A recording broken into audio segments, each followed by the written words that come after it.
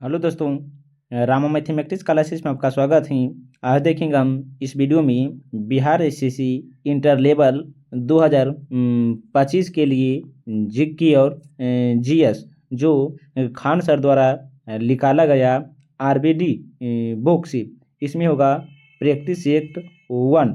यहाँ से जितने भी प्रश्न बनते हैं हम वही सभी इस वीडियो में कराएंगे। बस आप इसे ध्यानपूर्वक देखिएगा और समझिएगा, और जो भी आपको महत्वपूर्ण पॉइंट लगे आप उसे अपने कॉपी पर नोट कर लीजिएगा, ताकि अगर यहाँ से प्रश्न बने तो एग्जाम हॉल में छूटने की संभावना बहुत ही कम बनी।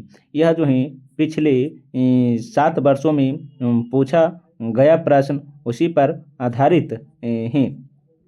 आइए बिना समय लिए तो ये सीधे बढ़ते अपने क्वेश्चन पर, ताकि समय की बर्बादी ना हो।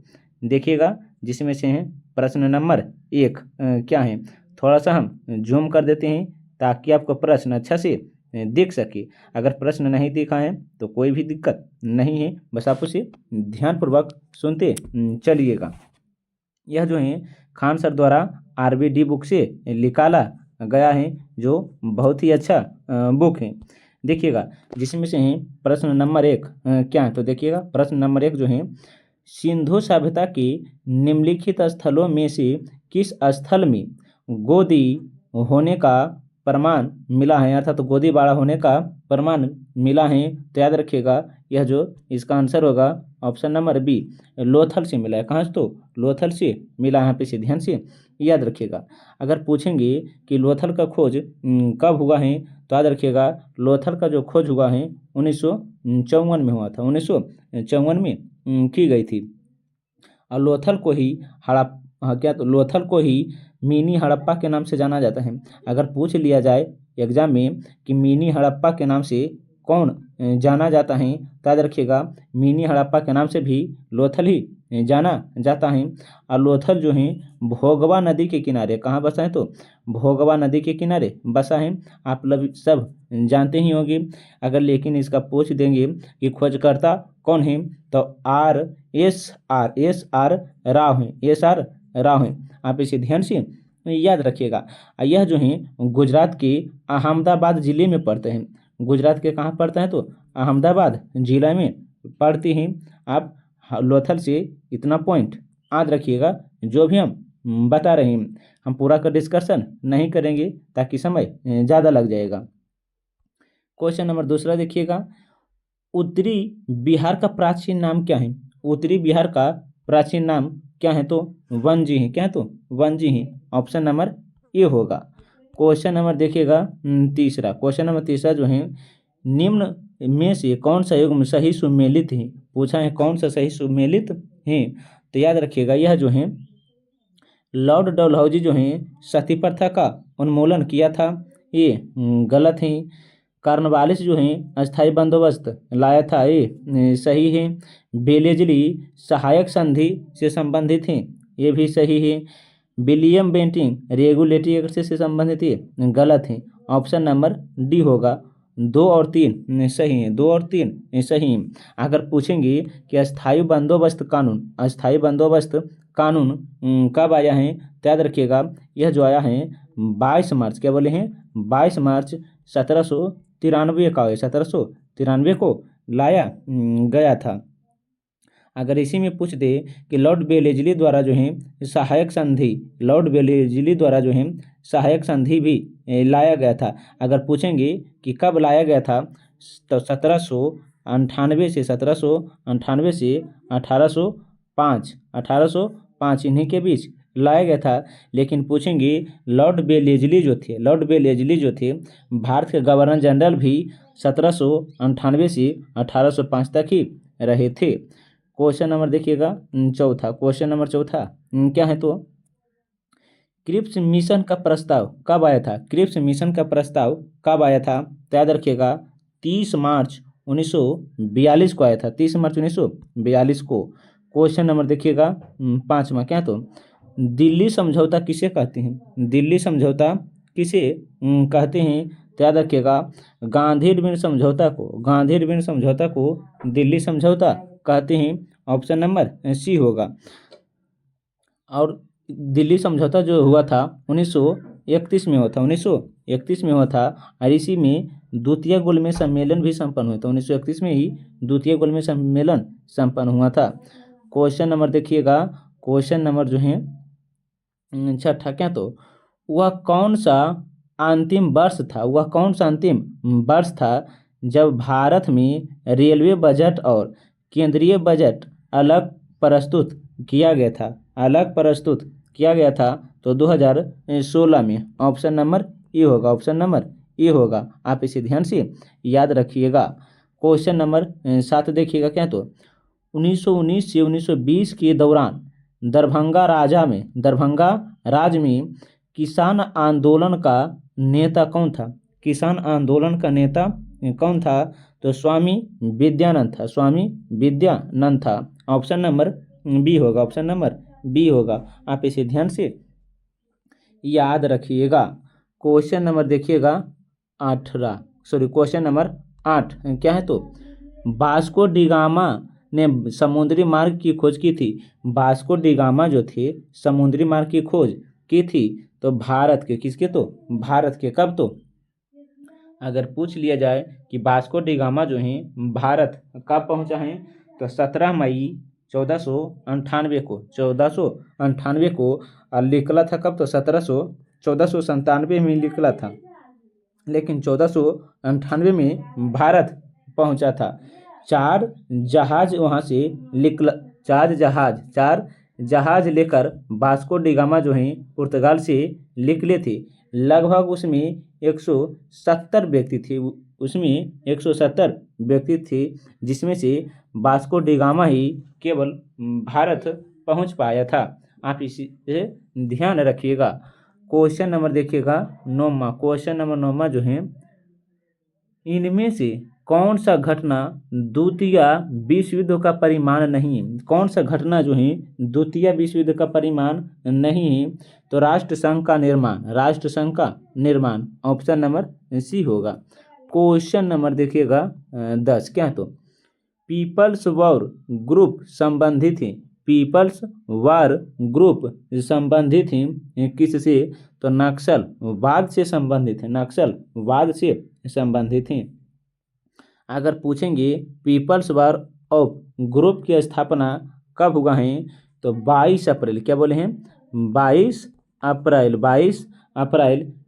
1900 देखिएगा 1980 को हुआ था, 1980 को हुआ था। लेकिन पूछेंगे कहाँ हुआ था तो आंध्र प्रदेश में बोलेगा, आंध्र प्रदेश में हुआ था। आप इसे ध्यान से याद रखिएगा। क्वेश्चन नंबर देखते हैं 11, क्वेश्चन नंबर 11 क्या है तो भारत का संविधान सभा के द्वारा कब अपनाया गया था? कब अपनाया गया था? तो 26 नवंबर 1949 को, 26 नवंबर 1949 को। भारतीय संविधान को संविधान सभा ने कब पास किया? कब पास किया है? अगर पास पूछेगा और प्रस्तावित पूछेगा या कब अपनाया गया है तो 26 जनवरी 1949 को, 26 नवंबर सॉरी क्या तो 26 नवंबर 1949 को ही अपनाया गया था। आप इसे ध्यान से याद रखिएगा। क्वेश्चन नंबर देखिएगा, क्वेश्चन नंबर 13 क्या तो देखिएगा, किस संविधान से भारत ने राज्य की नीति निर्देशक तत्व के विचार को अपनाया था? विचार को अपनाया था तो याद रखिएगा आयरलैंड के संविधान से, आयरलैंड के संविधान से। आप इसे ध्यान से याद रखिएगा। अगर पूछेंगे कि आयरलैंड के संविधान से राज्य के नीति निर्देशक जो तत्व लिया गया है तो उसका उल्लेख संविधान सभा के किस भाग में है? तो भाग 4 में है, भाग 4 में है। लेकिन पूछेंगे अनुच्छेद जो है 36 से 51 के बीच है, 36 से 51 के बीच है। पंचायत का संबंध भाग 4 से ही, पंचायत का संबंध जो है भाग 4 से ही है। आप इसे ध्यान से याद रख सकते हैं। क्वेश्चन नंबर देखिएगा 14, क्वेश्चन नंबर 14 क्या तो निम्नलिखित में से किस विषय पर केंद्रीय और राज्य सरकार दोनों कानून बना सकता है? दोनों कानून बना सकता है तो समवर्ती सूची के विषय पर, समवर्ती सूची के विषय पर। शिक्षा भी जो आता है समवर्ती सूची में ही आता है, शिक्षा जो आता है समवर्ती सूची में भी आता है। और एक है वन, वन जो है समवर्ती सूची के ही अंतर्गत आता है। एक है वाणिज्य, क्या तो वाणिज्य जो भी है समवर्ती सूची में ही आता है। आप इसे ध्यान से याद रखिएगा। क्वेश्चन नंबर देखिएगा 15, क्वेश्चन नंबर 15 क्या तो निम्नलिखित में से कौन सा एक युग्म सुमेलित है, पूछा है कि कौन सा एक युग्म सुमेलित है। तो याद रखिएगा अनुच्छेद 15, अनुच्छेद 15 राज्य द्वारा किसी भी प्रकार के भेदभाव को विरुद्ध गारंटी देता है। ऑप्शन नंबर बी होगा। कानून के समक्ष समानता जो है अनुच्छेद 14 में है। सार्वजनिक रोजगार के समान अवसर जो है, सार्वजनिक रोजगार के समान अवसर अनुच्छेद 16 में है। इसका ऑप्शन नंबर बी होगा। क्वेश्चन नंबर देखिएगा 16 क्या तो जब कोई राष्ट्र राष्ट्रपति के शासन के अंतर्गत होता है तब उस राज्य बजट को कौन पारित करता है, तब उस राज्य बजट को कौन पारित करता है। तो वित्त मंत्रालय करता है। कौन करता है, तो वित्त मंत्रालय करता है। ऑप्शन नंबर डी होगा। क्वेश्चन नंबर देखते हैं 17 क्या तो भारत का प्रथम आम चुनाव हुआ था, भारत का प्रथम आम चुनाव हुआ था 1951 से 1952 में हुआ था, 1951 से 52 में। Option number A. Question number 18 पंचायती समिति के सदस्य अक्सर कितने वर्ष के लिए चुने जाते हैं, तो 5 वर्षों के लिए चुने जाते हैं। ऑप्शन नंबर बी होगा। क्वेश्चन नंबर देखिएगा 19 क्या तो सितंबर 2018 में किस भारतीय राज्य के पहले नागरिक विमानपत्तन का उद्घाटन किया गया था, उद्घाटन किया गया था। तो याद रखिएगा सिक्किम राज्य में, सिक्किम राज्य में। ऑप्शन नंबर ए होगा। क्वेश्चन नंबर 20 देखिएगा भारतीय साक्ष्य अधिनियम कब अस्तित्व में आया, भारतीय साक्ष्य अधिनियम जो है कब अस्तित्व में आया था। तो 1 सितंबर 1872 को, 1 सितंबर 1872 को। ऑप्शन नंबर ए हो सी होगा। क्वेश्चन नंबर देखिएगा 21 क्या है तो निम्नलिखित में से कौन सा ग्रह आकार और द्रव्यमान के मामले में पृथ्वी के लगभग समान है, पृथ्वी के लगभग समान है। तो शुक्र है। कौन है, तो शुक्र है। ऑप्शन नंबर बी होगा। क्वेश्चन नंबर देखिएगा 21 क्या है तो 1 दिसंबर को किस दिवस के रूप में मनाया जाता है, 1 दिसंबर को कौन सा दिवस मनाया जाता है। तो विश्व एड्स दिवस। ऑप्शन नंबर ए होगा। क्वेश्चन नंबर देखिएगा 23 क्या तो लावनी किस भारतीय राज्य का प्रसिद्ध लोक नृत्य है, लावनी जो है किस भारतीय राज्य का प्रसिद्ध लोक नृत्य है। तो लावनी जो है महाराष्ट्र में है। लावनी कहाँ होता है, तो महाराष्ट्र में। ऑप्शन नंबर सी होगा। Option number C. इसके अलावा हुए जो है देखिएगा कि महाराष्ट्र में कौन कौन सा होता है। तो देखिएगा महाराष्ट्र में जो है एक है कोली, कोली भी कहाँ होता है, तो महाराष्ट्र में होता है। कोली कहाँ होता है, तो महाराष्ट्र में ही होता है। और एक है तमाशा, क्या बोले हैं, तमाशा नृत्य भी कहाँ होता है, तो महाराष्ट्र में ही होता है। लावनी क्या बोले हैं, लावनी कहाँ होता है, तो महाराष्ट्र में ही होता है। और एक है ललित, क्या बोले हैं, ललित, ललित भी कहाँ होता है, तो महाराष्ट्र में ही होता है। एक है और एक है क्या है दही किला, दही किला भी कहाँ होता है, तो महाराष्ट्र में होता है। दही किला महाराष्ट्र में ही होता है। आप इसे ध्यान से याद रखिएगा। और देखिएगा यहाँ से देखते हैं कि असम में सिक्किम में कौन कौन सा होता है। तो सिक्किम में जो होता है लोक नृत्य एक है बिछुआ, क्या बोले हैं, बिधुआ है, क्या तो बिधुआ है।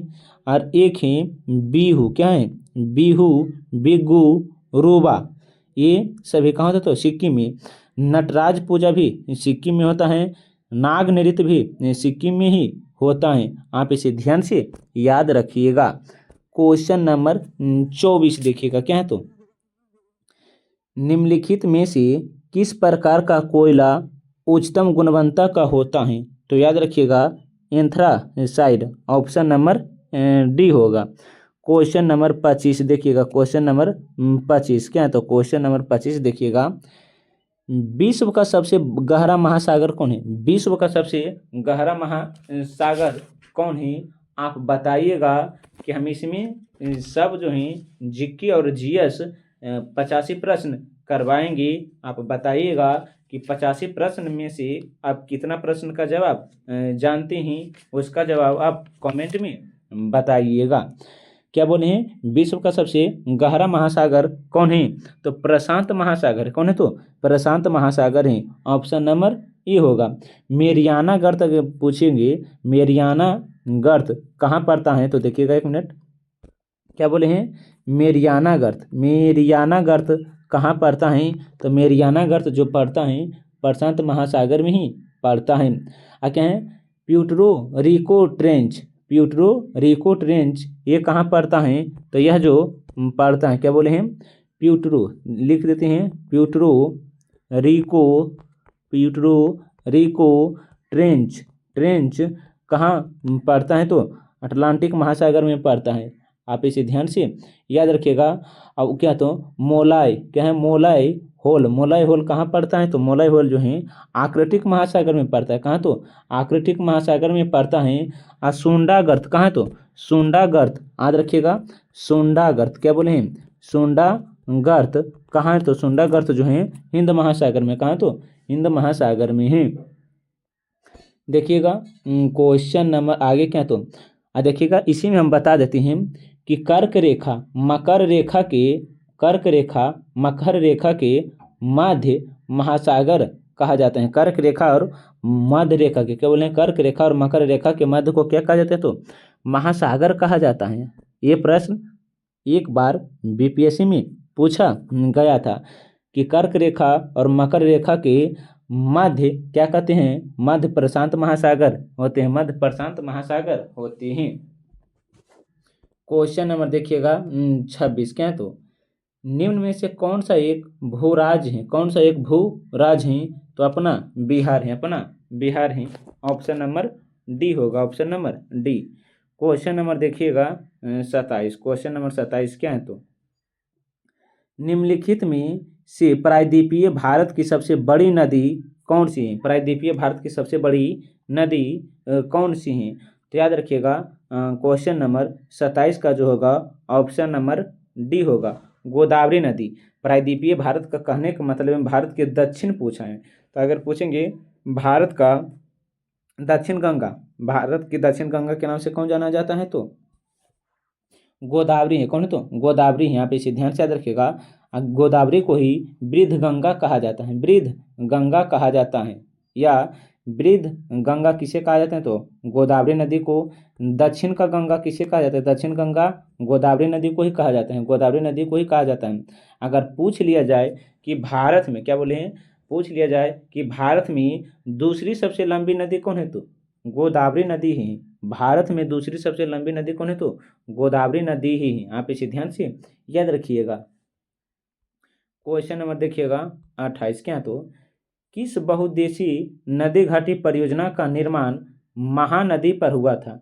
किस बहुउद्देशीय नदी घाटी परियोजना का निर्माण महानदी पर हुआ था? तो याद रखिएगा राणा प्रताप, सॉरी क्या? तो यह जो है हीराकुंड, क्या? तो हीराकुंड है। ऑप्शन नंबर बी होगा। Option number B. अगर पूछेंगे हीराकुंड, हीराकुंड जो है किस राज्य में है? तो ओडिशा में पड़ता है। कहाँ? तो ओडिशा में। लेकिन हीराकुंड किस नदी पर है? तो महानदी पर है। कहाँ? तो महानदी पर है। यहाँ पे इसे ध्यान से याद रखिएगा। इसी में एक देता है टिहरी, क्या? तो टिहरी जो है किस, टिहरी बांध जो है भागीरथी नदी पर है। भागीरथी नदी पर। और यह टिहरी बांध कहाँ पड़ता है? तो उत्तराखंड में पड़ता है। कहाँ पड़ता है? तो उत्तराखंड में पड़ता है। और राणा प्रताप सागर जो है, क्या बोले हैं? राणा प्रताप सागर जो है ये चंबल नदी पर है। कहाँ? तो चंबल नदी पर। यहाँ पे से ध्यान से याद रखिएगा। यह कहाँ है? तो यह राणा प्रताप सागर जो है राजस्थान में है। कहाँ है? तो राजस्थान में है। एक एक पॉइंट हम बताते चलते हैं, बस आप उसे ध्यानपूर्वक सुनते चलिएगा। आपका एक एक जीके जीएस बहुत ही मजबूत हो जाएगा। एक है तुंगभद्रा, क्या बोले हैं? तुंगभद्रा। तुंगभद्रा जो है, क्या बोले हैं? तुंगभद्रा जो है तुंगभद्रे नदी पर है। लेकिन ये है तेलंगाना। कहाँ? तो कर्नाटक, तेलंगाना और कर्नाटक के बीच ही। इसका आंसर क्या होगा? तो ऑप्शन नंबर बी होगा। आप इसे ध्यान से याद रखिएगा। क्वेश्चन नंबर देखते हैं 29। किस भारतीय राज्य में सार्वजनिक क्षेत्र में वन स्थित हैं? सार्वजनिक क्षेत्र में वन स्थित हैं तो मध्य प्रदेश में। ऑप्शन नंबर डी होगा। क्वेश्चन इसी में अगर पूछेंगे भारत में कुल कितना परसेंट वन का विस्तार है, तो 33% जो है भारत में वन पाया जाता है। अगर पूछ लिया जाए कि बिहार में जो है कितना परसेंट पर वन है, तो 7% पर है। कितना? तो 7% पर है। क्वेश्चन नंबर 30 देखिएगा। मध्य प्रदेश में खेती की कृषि विधि, मध्य प्रदेश में खेती की कृषि विधि झूम कृषि को क्या कहते हैं? झूम कृषि को क्या कहते हैं? तो याद रखिएगा, झूम कृषि को जो कहते हैं दाहिया कहते हैं, दाहिया। ऑप्शन नंबर सी होगा, ऑप्शन नंबर सी होगा। आप इसे ध्यान से याद रखिएगा। अगर रोका पूछा जाए, रोका कहाँ से संबंधित है, तो रोका जो है ब्राज़ील का है। रोका जो है ब्राज़ील का झूम खेती है। और आंध्र प्रदेश में झूम खेती को पेंडा कहा जाता है। क्या? तो पेंडा कहते हैं। और करुआ क्या बोले हैं? करुआ, यह करुआ जो है झारखंड का लोक नृत्य है, झारखंड का लोक नृत्य है। आप इसे ध्यान से याद रखिएगा। क्वेश्चन नंबर 31 क्या? तो राष्ट्रीय उत्पाद सुरक्षा मिशन का लक्ष्य निम्नलिखित में से किन उत्पादक के उत्पादन को बढ़ाता है? किन उत्पादक के उत्पादक को बढ़ाता है? तो याद रखिए, चावल क्या बोले हैं? चावल, गेहूँ, चावल, गेहूँ, और एक है दलहन और मोटे अनाज, मोटे अनाज। तो इसका जो आंसर होगा 1, 2, 4, 5, ऑप्शन नंबर डी होगा, ऑप्शन नंबर डी होगा। क्वेश्चन नंबर देखिएगा 32 क्या? तो जनगणना 2011 के अनुसार निम्नलिखित में से किस राज्य का जनसंख्या घनत्व सबसे कम है? जनसंख्या घनत्व सबसे कम है तो अरुणाचल प्रदेश का है, अरुणाचल प्रदेश का है। 17 व्यक्ति था। कितना? तो 17 व्यक्ति था। ऑप्शन नंबर डी होगा। क्वेश्चन नंबर 33 देखिएगा। भारत के भुगतान संतुलन के चालू खाते में रुपये की पूर्ण परिवर्तनशीलता कब हुई थी? पूर्ण परिवर्तनशीलता कब हुई थी? तो 19 अगस्त 1994 को, 19 अगस्त 1994 को हुई थी। क्वेश्चन नंबर 34 देखिएगा। बैंक नोट प्रेस कहाँ है? बैंक नोट प्रेस कहाँ है? तो देवास में। कहाँ? तो देवास में। देवास कहाँ पड़ता है? तो मध्य प्रदेश राज्य में। कहाँ? तो मध्य प्रदेश राज्य में है। तो देखिएगा, रुपये छापने की जो जगह है, माने नोट कहाँ कहाँ छापा जाता है, तो याद रखिएगा, एक है नासिक में रुपया छापा जाता है। कहाँ? तो नासिक में। और दूसरा जो है मसूरी में। क्या बोले हैं? मसूरी में छापा जाता है। और एक है सालबानी। क्या बोले हैं? सालबानी। सालबानी में रुपये भी छापा जाता है। आप इसे ध्यान से याद रखिएगा। तो 1, 2, 3 और एक है देवास। देवास पूरे भारत में जो है 4 ही जगह रुपये छापे जाते हैं। Question number 35। समुराई योद्धा वर्ग हैं किस देश का? समुराई योद्धा हैं किस देश का? तो जापान का है। क्या? तो जापान का है। ऑप्शन नंबर सी होगा। आगे देखिएगा, क्वेश्चन नंबर जो होगा 36 क्या? तो स्पिनिंग जेनी की खोज किसने की थी? स्पिनिंग जेनी का खोज किसने किया था? तो याद रखिएगा, जेम्स हारग्रीव्स ने किया था। जेम्स हारग्रीव्स ने किया था। ऑप्शन नंबर सी होगा। क्वेश्चन नंबर 37 देखिएगा। प्राकृतिक चयन का सिद्धांत, प्राकृतिक चयन का सिद्धांत किसने प्रतिपादित किया? किसने प्रतिपादित किया है? तो चार्ल्स डार्विन ने। चार्ल्स डार्विन ने प्राकृतिक चयन, नेचुरल सिलेक्शन का सिद्धांत किसने प्रतिपादित किया? तो चार्ल्स डार्विन ने। क्वेश्चन नंबर देखिएगा 38। क्वेश्चन नंबर 38 क्या? तो पौधों में निषेचन के फलस्वरूप उत्पन्न एकल कोशिका क्या कहलाती हैं? उत्पन्न एकल कोशिका क्या कहलाती हैं? तो युग्मनज कहलाती हैं। ऑप्शन नंबर ए होगा। दांत एवं हड्डियों में उपस्थित रहता है, दांत और हड्डियों में क्या उपस्थित रहता है, तो कैल्शियम और फास्फेट रहता है। ऑप्शन नंबर बी होगा, ऑप्शन नंबर बी होगा। क्वेश्चन नंबर 40 देखिएगा, पीत रस का क्या कार्य होता है? पीत रस का जो है क्या कार्य होता है, तो वसा का एम्लीकरण करना, एमल्सीकरण करना, ऑप्शन नंबर बी होगा। क्वेश्चन नंबर देखिएगा 41, क्वेश्चन नंबर 41 क्या है, तो देख लीजिएगा। क्वेश्चन नंबर 41 देखिएगा, एक मिनट देखिए क्या है, तो जब हृदय की मांसपेशी को पर्याप्त ऑक्सीजन नहीं पहुंचती है तो तीव्र क्षति के दर्द के लक्षण दिखते हैं। ये क्या कहलाते हैं? ये क्या कहलाते हैं? तो एजीना, क्या बोले हैं? Angina pectoris, angina pectoris, option number D होगा। क्वेश्चन नंबर देखिएगा 42, बोमन संपुट किस तंत्र का भाग है? बोमन संपुट किस तंत्र का भाग है? तो याद रखिएगा उत्सर्जन तंत्र का है, उत्सर्जन तंत्र का है, ऑप्शन नंबर ए होगा। क्वेश्चन नंबर 43, क्या है, नीमाटोडा द्वारा कौन सा रोग होता है? नीमाटोडा द्वारा कौन सा रोग होता है? तो फाइलेरिसिस होता है, फाइलेरिसिस होता है, ऑप्शन नंबर बी होगा। क्वेश्चन नंबर 44 देखिएगा, कीट निम्नलिखित में से किससे संबंधित हैं? कीट जो हैं किससे संबंधित हैं? तो एनिलिडा समूह से कीट संबंधित होते हैं। क्वेश्चन नंबर देखिएगा 45, रक्त का थक्का जमने के लिए किस विटामिन का आवश्यक होता है? किस विटामिन का आवश्यक होता है? तो विटामिन के, ऑप्शन नंबर सी होगा। क्वेश्चन नंबर 46 देखिएगा, वायुमंडल में सबसे पर्याप्त मात्रा में पाए जाने वाला गैसीय मूल तत्व कौन है? गैसीय मूल तत्व कौन है? याद रखिएगा नाइट्रोजन है। कौन है? तो नाइट्रोजन है। कितना परसेंट पाया जाता है? तो 78% पाया जाता है।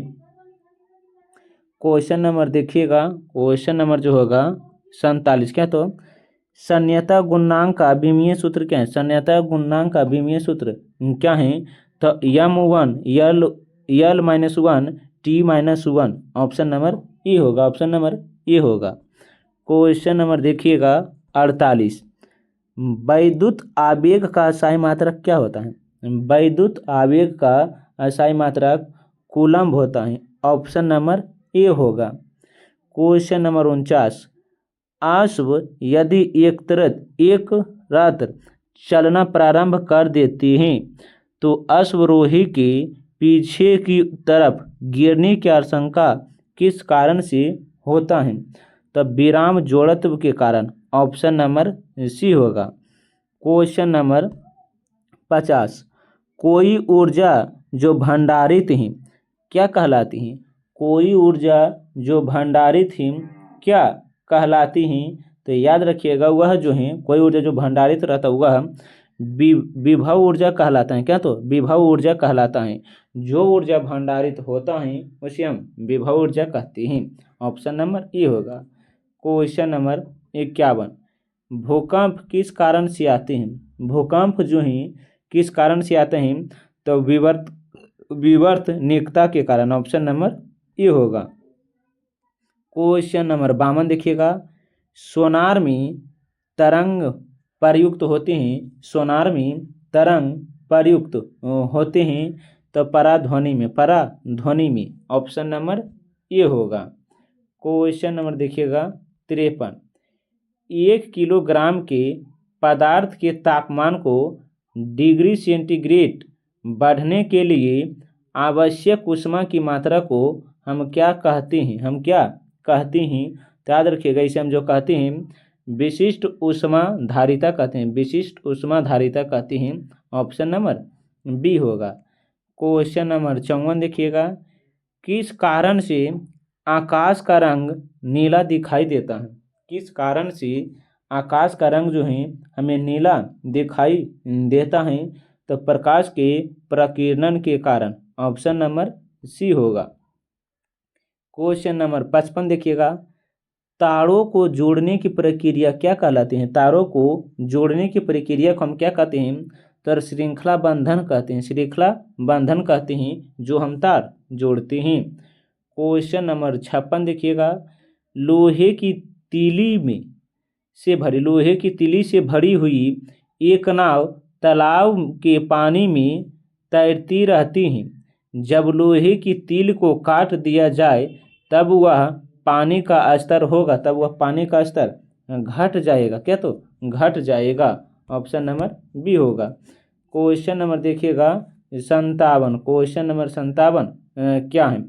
आप जानते हैं कि हम खान सर द्वारा निकाला गया आरबीडी बुक से करवा रहे हैं जो प्रैक्टिस पेपर 1 है। इसमें हम देखेंगे जीके और जीएस जो बिहार एसएससी इंटर लेवल की तैयारी जो कर रहे हैं वह इस वीडियो को एक बार ज़रूर देखिएगा। यह जो है बहुत ही अच्छा बुक है जीके जीएस के लिए जो बिहार एसएससी की सीरियस तैयारी कर रहे हैं। क्वेश्चन नंबर देखिएगा क्या बोले हैं? तो 57 देखिएगा। वह तत्व जिसका परमाणु क्रमांक एवं परमाणु भार समान हो, वह तत्व जिसका परमाणु क्रमांक एवं परमाणु भार समान होता है उसे हम क्या कहते हैं? उसे हम क्या कहते हैं? तो बताइएगा। उसे जो हम कहते हैं हाइड्रोजन कहते हैं। क्या कहते हैं? तो hydrogen. Option number A D होगा। क्वेश्चन नंबर देखिएगा 58। सूर्य के द्वारा विकिरित ऊर्जा का क्या कारण है? सूर्य के द्वारा विकिरित ऊर्जा का क्या कारण है? तो नाभिकीय संलयन है। नाभिकीय संलयन है। ऑप्शन नंबर बी होगा। Question number 59। समूह 18 के तत्व को क्या कहते हैं? समूह 18 के तत्वों को क्या कहते हैं? तो अकीरिय गैस कहते हैं। अकीरिय गैस कहते हैं। समूह 18 के तत्व के अंतर्गत जो हैं जैसे हैं हीलियम, क्या बोले हैं? Helium, neon, argon, krypton, xenon, क्या बोले हैं? जेनॉन और रेडॉन भी आते हैं। आप इसे ध्यान से याद रखिएगा। क्वेश्चन नंबर देखिएगा 60। क्या? तो प्लास्टर ऑफ पेरिस निम्नलिखित में से कौन सा धातु पर होता है? प्लास्टर ऑफ पेरिस में निम्नलिखित में से कौन सा धातु पाया जाता है? कौन सा धातु पाया जाता है? तो कैल्शियम पाया जाता है। क्या? तो कैल्शियम। ऑप्शन नंबर ए होगा। आप इसे ध्यान से याद रखिएगा। अब प्लास्टर ऑफ पेरिस का जो उपयोग हम करते हैं मोमबत्ती में करते हैं, चिकित्सा में करते हैं, मिट्टी के बर्तन बनाने में भी प्लास्टर ऑफ पेरिस का ही प्रयोग करते हैं। किस किस में बोले हैं? तो मिट्टी के बर्तन में, चिकित्सा कार्य में और क्या? तो मूर्ति बनाने में। क्या? तो मूर्ति बनाने में इसका ही प्रयोग करते हैं। आप इसे ध्यान से याद रखिएगा। प्लास्टर ऑफ पेरिस का सूत्र जानते ही हैं। इसका जो सूत्र होता है CaO4 इंटू हाफ H2O होता है। किसका सूत्र होता है? तो प्लास्टर ऑफ पेरिस का। क्वेश्चन नंबर देखिएगा 61। क्या? तो मीथेन CH4 की एक अणु में होते हैं। मीथेन CH4 की एक अणु में होते हैं केवल एक आबंध होते हैं। केवल एक आबंध होते हैं। ऑप्शन नंबर ए होगा। क्वेश्चन नंबर 62 देखिएगा। निम्नलिखित में से कौन सा कथन सत्य है? हमें सत्य कथन को चुनना होगा। तो 62 को जो होगा ऑप्शन नंबर सी है। H2S संयोगी, क्या? तो संयोजी यौगिक है। H2S संयोजी यौगिक है। ऑप्शन नंबर सी होगा। क्वेश्चन नंबर देखिएगा 63। निम्नलिखित में से कौन सा रासायनिक परिवर्तन का उदाहरण है? कौन सा रासायनिक परिवर्तन का उदाहरण है? तो याद रखिएगा लकड़ी का जलना। लकड़ी का जलना जो है रासायनिक परिवर्तन है। दूध से दही बनना। दूध से दही बनना रासायनिक परिवर्तन के अंतर्गत आते हैं। कागज का जलना। कागज का जलना इसी के अंतर्गत आते हैं। आप ध्यान से, लोहे के क्या बोले हैं, लोहे के परत पर जंग चढ़ाना, लोहे के परत पर जंग चढ़ाना जो है रासायनिक परिवर्तन का ही उदाहरण है। ये चीज एग्जाम में पूछे गई है। क्वेश्चन नंबर देखिएगा, क्वेश्चन नंबर देखिएगा 64। क्या तो गन मेटल किसका मिश्र धातु है? गन मेटल जो है किससे मिलके बनता है? तो याद रखिएगा copper, zinc, option number B होगा, ऑप्शन नंबर बी होगा। देखिएगा क्वेश्चन नंबर जो होगा 65। क्या तो रेडियो धर्मिता की खोज किसने किया है? रेडियो धर्मिता की खोज किसने किया है? तो हेनरी बैकुरल ने, ऑप्शन नंबर ए होगा। Question number 66। एक ग्रुप के तत्व का सामान्य गुण है, एक ग्रुप के तत्व का सामान्य गुण है, याद रखिएगा 66 का जो होगा ऑप्शन नंबर डी, संयोजक इलेक्ट्रॉनों की संख्या, संयोजक इलेक्ट्रॉनों की संख्या, ऑप्शन नंबर ए हो डी होगा। क्वेश्चन नंबर 67 देखिएगा, बिहार की स्थापना कब हुई है? बिहार की स्थापना कब हुई है? तो 1912 में, 1912 में हुआ था। क्वेश्चन नंबर देखिएगा 68। क्या तो बिहार का कौन सा शहर 5 पहाड़ियों से घिरा है? बिहार का कौन सा शहर जो है 5 पहाड़ियों से घिरा है? तो भागलपुर जो है, भागलपुर जो है 5 पहाड़ियों से घिरा है, ऑप्शन नंबर सी है। एक है राजगीर जो भी, क्या तो राजगीर जो भी है 5 पहाड़ियों से भी घिरे हैं, राजगीर भी जो क्या तो 5 पहाड़ियों से घिरी हैं। क्वेश्चन नंबर देखिएगा 69। 57वें ज्ञानपीठ पुरस्कार से किसे सम्मानित किया गया है? 57वें ज्ञानपीठ पुरस्कार से किसे सम्मानित किया गया है? तो क्या है, दामोदर मौजे को, दामोदर मौजे को। लेकिन पूछेंगे कब? तो 2008 में, 2008 में। Question number 70। पीएम मोदी कब वर्चुअली एससीओ शिखर सम्मेलन की अध्यक्षता की थी? तो 2 जुलाई को की थी, 2 जुलाई को की थी। क्वेश्चन नंबर देखिएगा 71। क्वेश्चन नंबर 71 क्या है? तो दिलवारा मंदिर में स्थित है, दिलवारा मंदिर स्थित है कहाँ? तो याद रखिएगा दिलवारा मंदिर जो स्थित है माउंट आबू में है, माउंट आबू में ही, ऑप्शन नंबर ए होगा, ऑप्शन नंबर ए होगा। और दिलवाड़ा का जो जैन मंदिर है राजस्थान में है, क्या कहाँ? तो राजस्थान में। आप इसे ध्यान से याद रखिएगा, कहाँ बोले हैं? तो राजस्थान में है। लेकिन पूछेंगे इसका जो वास्तुपाल तेजपाल है, तेजपाल में। और इसके लिए पूछेंगे माउंट दिलवाड़ा के जैन मंदिर के संस्थापक कौन है? तो बिमल शाह हैं। दिलवाड़ा के जैन मंदिर के जो संस्थापक हैं कौन है? तो बिमल शाह हैं, क्या तो बिमल शाह हैं। आप इसे ध्यान से याद रखिएगा। राजस्थान के, लेकिन पूछेंगे राजस्थान के कौन से जिले में है? तो सिरोही जिले में, राजस्थान के सिरोही जिले में दिलवाड़ा के जैन मंदिर हैं। इसका जो निर्माण किया गया था, इसका जो निर्माण किया गया था 11वीं से 13वीं सदी में किया गया था, 11वीं से 13वीं सदी में किया गया था। क्वेश्चन नंबर देखिएगा 72। क्या तो भारत की संसद में पहला लोकपाल विधेयक कब पेश की गई थी? कब पेश की गई थी? तो 1968 में, 1968 में, ऑप्शन नंबर ए होगा। लेकिन पूछेंगे लोकपाल विधेयक जो है यह कौन सा संस्करण है? कौन सा संस्करण है? यह 2013 में भ्रष्टाचार अधिनियम के लिए पारित किया गया था, 2013 में भ्रष्टाचार अधिनियम के लिए पारित किया गया था। एक बार फिर दोबारा। क्वेश्चन नंबर देखिएगा 73। क्या तो आधुनिक कंप्यूटर का जनक किसे कहते हैं? आधुनिक कंप्यूटर का जनक किसे कहते हैं? तो याद रखिएगा एलन, क्या बोले हैं? एलन टर्यूंग को, एलन टर्यूंग को, ऑप्शन नंबर बी। लेकिन पूछेंगे कंप्यूटर का जनक तो चार्ल्स बेबेज बोलिएगा, अगर आधुनिक लग जाए तो एलन टर्यूंग को बोलिएगा। क्या? टर्यूगिंग, ऑप्शन नंबर बी होगा। क्वेश्चन नंबर देखिएगा 74।